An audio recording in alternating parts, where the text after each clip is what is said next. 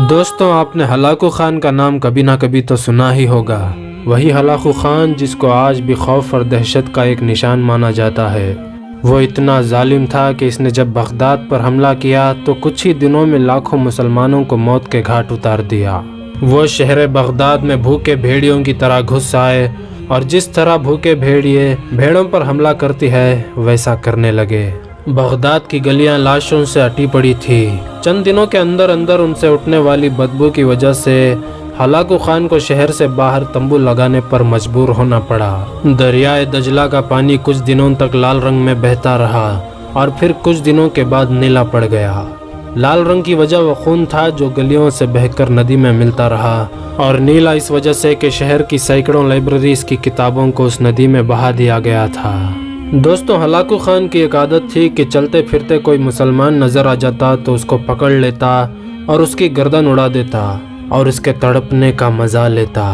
کوئی مسلمان اگر سودا لینے بازار بھی جاتا تو اس کو پکڑ لیتا اور بنا کسی جرم کے مسلمانوں کو پکڑ کر اپنے گھوڑے پر بیٹھ کر موت کا تماشا لگاتا اور لوگوں کی جان نکلتی دیکھ کر خوش ہوتا۔ لیکن کیا آپ جانتے ہیں کہ اتنی بڑی تعداد میں مسلمانوں کا قتل کرنے والا اور ان کی کھوپڑیوں کی میناریں کھڑی کر دینے والے ہلاکو خان کی موت آخر کیسے ہوئی؟ کیسے دہشت کا نشان سمجھا جانے والا ہلاکو خان ایک چوہے کی موت مارا گیا؟ جاننے کے لیے ویڈیو کے انت تک ہمارے ساتھ بنے رہیے۔ دوستوں، ہوا یوں تھا کہ ہمیشہ کی طرح ایک دن ہلاکو خان نے مسلمانوں کو قتل کرنے کے ارادے سے 3 صفیں بنائی اور جلاد سے کہا کہ ان کے سر قلم کر دو۔ اس کا کہنا ہی تھا کہ جلاد لوگوں کے سر کاٹنے شروع ہو گئے۔ پہلی صف میں ایک کی گردن گئی، دوسرے کی گردن گئی، تیسرے چوتھے کی گردن جاتی رہی۔ پہلی صف میں ایک بوڑھا سا آدمی کھڑا ہوا تھا اور موت کے ڈر کی وجہ سے دوسری صف میں چلا گیا، جس کے بعد پہلی صف کا مکمل صفایا ہو گیا۔ ہلاکو خان کی نظروں نے اس بوڑھے آدمی کو دیکھ لیا تھا کہ وہ موت کے خوف سے اپنے پہلی صف کو چھوڑ کر دوسری صف میں چلا گیا۔ ہلاکو خان گھوڑے پر بیٹھا ہوا ہاتھ میں نیمبو لیے اچھال کر اس سے کھیل رہا تھا اور لوگوں کے قتل کا منظر دیکھ کر اس کھیل سے خود کو خوش کر رہا تھا۔ جلادوں نے دوسری صف پہ تلوار کے وار شروع کر دیے تھے۔ گردنیں آن کی آن میں گرنے لگی تھی۔ جلاد تلوار چلا رہے تھے اور خون کے پھوارے اچھل اچھل کر زمین پر گر رہے تھے۔ اس بوڑھے بابا نے جب دیکھا کہ دوسری صف کے لوگوں کی گردنیں کٹ کر اس کی باری بہت جلد آنے والی ہے تو وہ بھاگ کر تیسری صف میں کھڑا ہو گیا۔ ہلاکو خان اپنے دل ہی دل میں کہنے لگا کہ اس بیوقوف کو تو دیکھو، اس کو میری تلوار سے کون بچا سکتا ہے؟ یہ 50 70 100 آدمی تو مار دیے میں نے۔ پہلی صف تو گئی، دوسری بھی گئی، اب تو اس کے پیچھے کوئی صف بھی نہیں ہے۔ تیسری صف میں جلادوں کی تلوار بجلی بن کر گرج رہی تھی۔ ہلاکو خان کی نظریں مسلسل اس بوڑھے پہ تھی کہ کیسے وہ بے چین ہو کر موت کے خوف سے بے قرار ہے۔ جلاد بجلی کی تیزی سے اس بوڑھے بابا تک پہنچا تو ہلاکو خان کی آواز گرجی، رک جاؤ، اس کو نہ مرنا۔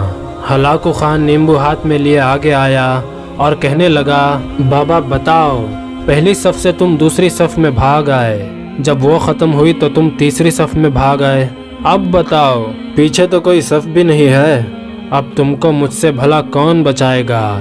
اس بوڑھے نے آسمان کی طرف دیکھا، پھر کچھ دیر بعد کہنے لگا، میں نے پہلی صف کو اس لیے چھوڑا کہ شاید میں دوسری صف میں بچ جاؤں، لیکن موت وہاں بھی پہنچی۔ پھر میں نے دوسری صف کو چھوڑ دیا کہ شاید تیسری میں بچ جاؤں۔ ہلاکو خان نے نیمبو ہاتھ میں اچھالتے ہوئے کہا، بابا، یہ کیسی خام خیالی ہے؟ یہ کیسی بہکی باتیں کر رہے ہو؟ بھلا میری تلوار سے بھی کوئی بچ سکتا ہے؟ بابا نے کہا، وہ اوپر والی ذات اگر چاہے تو ایک لمحے میں انقلاب آ سکتا ہے اور وہ مجھے بچا سکتا ہے۔ کیسے بچا سکتا ہے؟ ہلاکو خان نے اتنے جوش میں کہا کہ اس کے ہاتھ سے نیمبو گر گیا۔ دوستوں، ہلاکو خان چابک دست، ہوشیار جنگجو اور چالاک انسان تھا، اور وہ ایک گھوڑ سوار بھی تھا۔ اس نے ذرا اپنی چابک دستی اور چالاکی اور پھرتی دکھانا چاہا۔ اس نے جھک کر گرتے ہوئے نیمبو کو جو پکڑنا چاہا تو اس کوشش میں ہلاکو خان کا ایک پاؤں رکاب سے نکل گیا اور وہ گھوڑے سے نیچے گر گیا۔ اچانک ہلاکو خان کا گھوڑا گھبرا گیا اور وہ بھاگنے لگا۔ ہلاکو خان کا ایک پاؤں رکاب میں ہی پھنس گیا۔ یہ منظر دیکھ کر پورا لشکر حرکت میں آ گیا۔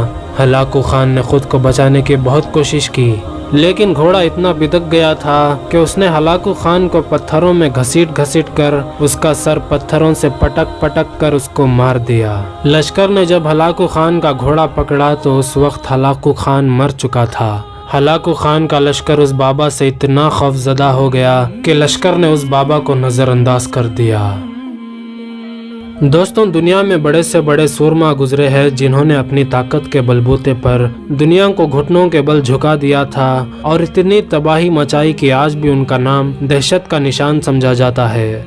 इनमें सिकंदर आजम और चंगेज खान भी शामिल है। लेकिन जब उनका सामना मौत से हुआ तो मौत ने उनको पछाड़ के रख दिया और उनका नामो निशान मिटा के रख दिया।